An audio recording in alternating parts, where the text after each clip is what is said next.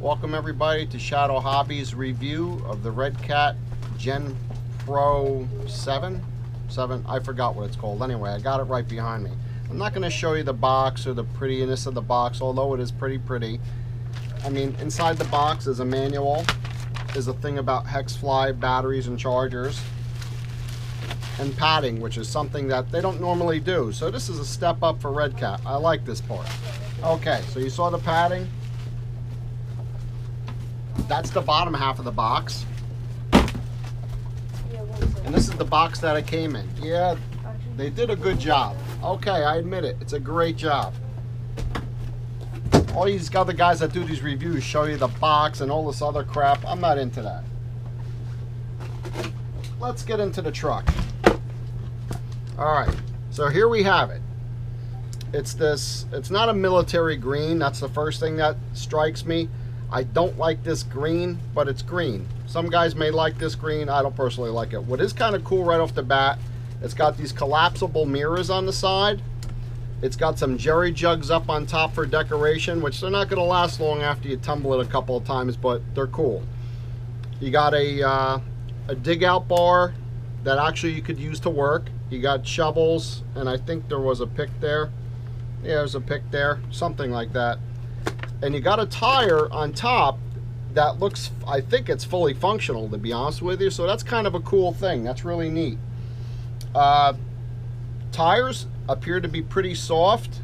They're 1.9s, obviously. This thing here is flexible. It's not, doesn't fold away or anything, but it's still pretty cool.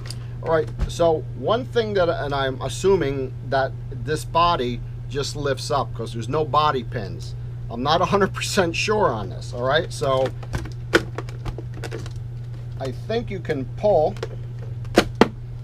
All right, so what we got underneath here is Velcro. Right underneath, Velcro to Velcro here, pretty neat. I don't expect this to last too long, but what's neat about that, you could put some magnets in here and that'll probably be a much better fix. But being, you know, a low budget, supposed to be a low budget truck, although the quality doesn't look so bad so far, you know, it would be more expensive for them to put neodymium magnets in here. It's got a, right off the bat from what I'm looking down and seeing here, it's got a 3000 milliamp nickel metal battery, a waterproof hex fly ESC, 48 pitch gears, and obviously a Redcat receiver, which I think this is like a Fly Sky kind of a thing, to be honest with you. It's got a metal plate on the side here, but what is kind of cool is that I believe the chassis, let's get that back open. This is kind of neat that this does this. You don't have to take off 50,000 screws. Somebody was thinking when they did this. This is a steel chassis, and I would guess it's about 3 to 4 millimeters. It looks a little bit to the thinner side, so I'll say 3 millimeter. I don't think you're gonna bend it anyway. It's a crawler, it's not a speed run car. The brackets that hold the speed control and everything else up on the side here, if you can see that, are also metal. So there's a lot of metal on this. You got aluminum trailing arms. The ones that hold the top of the rear are curved.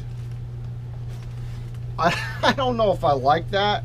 It's kind of different, but it may have some usage at some point or another. Again, I didn't look at this thing. I'm just kind of doing this off the fly, so that's the way I like to do my reviews. It does have, in the back of the chassis, over the rear, just in front of the rear end, 2 holes for body mounts. So if you want to put your own body on it later, you can do that. That's kind of cool. I just noticed that. It has aluminum body shocks, all right?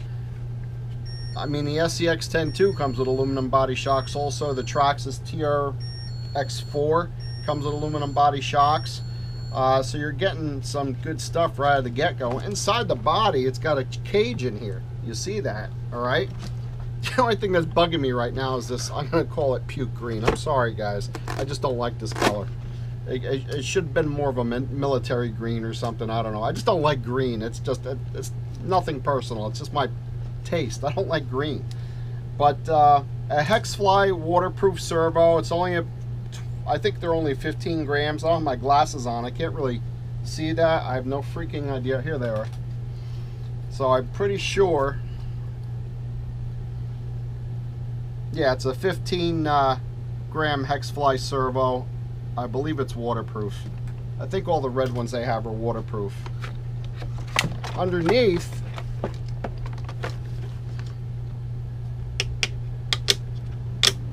I don't know if that, yeah, I think this is plastic, this plate here, but the sides, obviously, the chassis is all metal. It's got steel protection plates on the differential. That's kind of slick. The other companies didn't come out with that. So somebody, whoever designed this for Redcat, I know Redcat didn't design it. They don't do too much designing. But whoever came up with this did some thinking. That's pretty slick. I know the guys from Traxxas worked on their idea for about 2 years, and they didn't come up with this. So, you know, hats off to the guy that came up with that. So just from looking at it, from an engineering standpoint, this seems to look like it's got some articulation to it. I would have to say it does. I know we got something around here. Scotty, what do we do with our camera? Here we go. I got this little candle here. It's only about 2.5, 3 inches tall. Let's see what we get. So it just pops. I don't know if you can see that in the video. Yeah, you can see that. So you can see the front wheels are still planted here pretty firmly. So we got about 2.5, 3 inches there. What else can I stick under there? I'm just looking around the shop to see what I got here. That's about 4 inches, and the front wheel is still planted on the ground.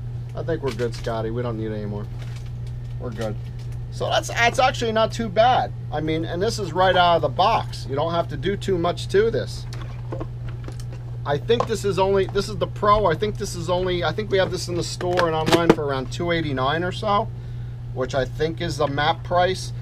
Also, it's got these underskirts for the to keep the mud off the body. That's kind of a slick little thing to do. Again, I do these reviews off the cuff. I didn't study anything, so it's not too bad. It's really not a bad truck, guys. For the money, you really can't beat this. I mean, you know, everything else is in the mid-4s, mid-3s, and the standard one, I think, is around 200 bucks retail, I believe, or street, or whatever you want to call it. If I mentioned it or not, these are 48 pitch gears on here with about a 55 turn brushed motor. So you got some adjustment there. You could go with a different motor if you want to go a little bit faster. It is a single speed trans. There's no, I guess you could stick maybe an RC 4-wheel drive 2-speed in here too if you wanted to. Yeah, it looks pretty much about the same design, so you could probably get away with slipping one in here. Not too bad, guys. I mean, that's pretty much the gist of it. I'm not going to go into all the little quirky details that everybody else does, because I just think that's a waste of your time and mine. But on a scale of 1 to 10 from what I'm seeing here, you know, I think it's just up around an 8. It doesn't look too bad to me, you know. For the money, especially, you really can't beat this. So I think what we're going to do is maybe take one of the other ones out later, and we're going to put it on the track. I don't want to have to take a good one. I messed up my order. I talked to guys at Redcat. I sent them a quasi-nasty email saying that they messed up my order. And then they sent me back an email with my recording of the actual order I made over the phone. A little embarrassing. I'm sorry, apologize guys, I screwed up. I thought I ordered all Pros and I didn't, so I got 6 of these and 6 of the other ones for the first order. But my bad. Hey, what can I say? But hopefully this review will get some more of these things moving. And like for the price point, under 300 bucks, you really can't beat it. And oh, let me just show you the radio, which I haven't looked at yet. Let's see what we got in here for a radio. No, I got one, Scotty. I got my assistant Scotty over here with a switchblade trying to hand me his, 8-inch switchblade. His mother finds out he's got that, she's gonna kill him. All right, so this is what do you call it? What brand is this again? I forgot. Fly Sky radio. These are good for around a block or so. It's got quite a bit of adjustment on it. It's got obviously steering trim, throttle trim, dual rate on it, which a lot of the cheaper radios don't have a dual rate. And obviously you can switch your forward, left and right on your motor and for your steering. So, and obviously it comes with a little trickle charger for the 3000 milliamp battery. Generally we throw these things out. We try to always upsell the chargers to customers so that they don't have to wait you know, 5 hours for this thing. This is probably a 300 milliamp charger. It's yeah, it's just what I thought, 300 milliamp, so it's going to take a good solid 4 hours to charge the battery. That's kind of a pain in the ass, but excuse my French. So that's pretty much it, guys. I hope you enjoyed the review. Like I said, I don't practice these things. I just kind of take the thing out of the box and get right to it. So give us a thumbs up if you can. If you don't want to give me a thumbs up, don't do anything then. I don't want to see any thumbs down. Or don't come into my store saying, yeah, I gave you a thumbs down, because you're not going to get any discounts from me then. See you later.